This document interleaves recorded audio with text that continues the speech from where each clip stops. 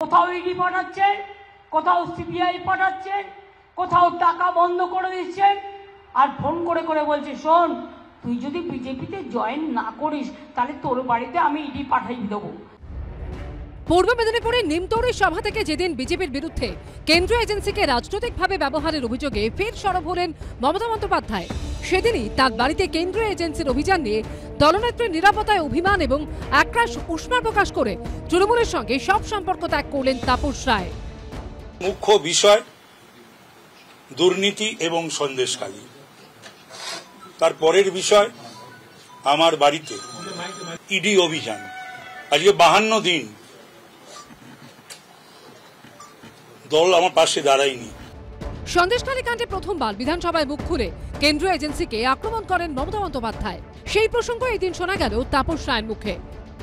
আগে টার্গেট শেখ শাহজাহান, ওকে টার্গেট করে ইডি ঢুকলো, তারপরেই সবাইকে বার করে দিয়ে তারপরে ওখানে আদিবাসী মাইনরিটিদের মধ্যে ঝগড়া লাগিয়ে দিল।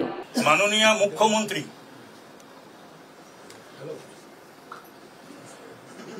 সেদিন অবশ্য বিধানসভায় আমি ছিলাম না শারীরিক কারণে। তিনি যখন বক্তৃতা দিলেন বিধানসভায়, আমার বাড়ি ইডি অভিযান, এটা উল্লেখ করতেই পারতেন। তিনি শেখ শাহজাহানকে ইডি টার্গেট করেছে সেটা বললেন। তখন ইডি তার বাড়ি থেকে, তখনই আমার মনে হয়েছিল যে ইডির কোন একটা বাড়াবাড়ি করছে, এটা কোনো মানে হয় না। তৃণমূল দলের মধ্যে যে ভাঙনের চোরা স্রোত চলছে, অসন্তোষের চোরা স্রোত চলছে, তৃণমূল দলের অন্তর্কলহ যে দিনের পর দিন বাড়ছে, তাপস রায় এটা একটা তার ছোট্ট একটা স্ফুলিঙ্গ। 2023 সালের 8ই অক্টোবর পুরনিয়োগ দুর্নীতি মামলায় পুরমন্ত্রী ফেরহাদ হাকিমের বাড়িতে তল্লাশি চালায় সিবিআই। এ নিয়ে কেন্দ্রীয় এজেন্সিকে তীব্র আক্রমণ করেন মমতা বন্দ্যোপাধ্যায়। ববির বউয়ের কাছে কালকে আমি শুনছিলাম বাড়ি থেকে চিনির কৌটোটাও উল্টে দিচ্ছে, ঘিয়ের কৌটোটাও উল্টে দিচ্ছে, তেলের কৌটোটাও উল্টে দিচ্ছে। উনি অন্য কারুর বাড়িতে ইডি অভিযান গেলে তাদের রান্নাঘরে যদি কৌটো টৌটো মানে মশলার কৌটো, চায়ের কৌটো, এই সমস্ত ইডি নাড়াচাড়া করেন। আমাদেরও একটা ঘর আছে, পরিবার আছে, রান্নাঘর আছে, আমারও স্ত্রীপুত্র পরিবার আছে, আমার পুত্র যদিও বাইরে থাকে। তো এগুলো নিশ্চয়ই আমার হৃদয়কে ভারাক্রান্ত করে, নাড়া দেয়।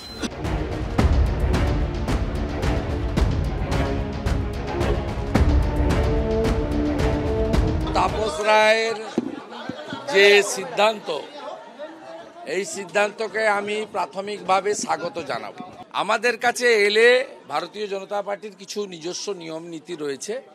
আমরা প্রথমেই উত্তর কলকাতা জেলা বিজেপির মতামত চাইব, এবং উত্তর কলকাতা জেলা বিজেপির মতামত যদি পজিটিভ হয়, আমরা আমাদের এখানে একটি টিম আছে, আমি এবং রাজ্য সভাপতি সেই টিমের সঙ্গে আলোচনা করে আমরা কেন্দ্রীয় পর্যবেক্ষকের অনুমোদন নিয়ে আমরা জানিয়ে দেব। লোভ ছিল, ওর টার্গেট ছিল, ওর ইচ্ছে ছিল উত্তর কলকাতা থেকে টিকিটটা যেন ওকে দেওয়া হয়। ও বিভিন্ন রকমের প্রেশার ক্রিয়েট করেছিল, বাজে বাজে কথাবার্তা বলছিল।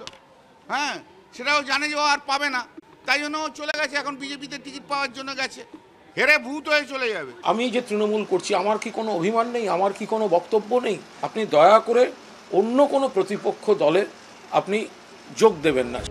সব মিলিয়ে তাপস রায়ের রাজনৈতিক ভবিষ্যৎ নিয়েই এখন জল্পনা তুঙ্গে। কৃষ্ণেন্দু অধিকারী, মৈত্র ঠাকুর চক্রবর্তী ও দীপক ঘোষের রিপোর্ট, এবিপি আনন্দ।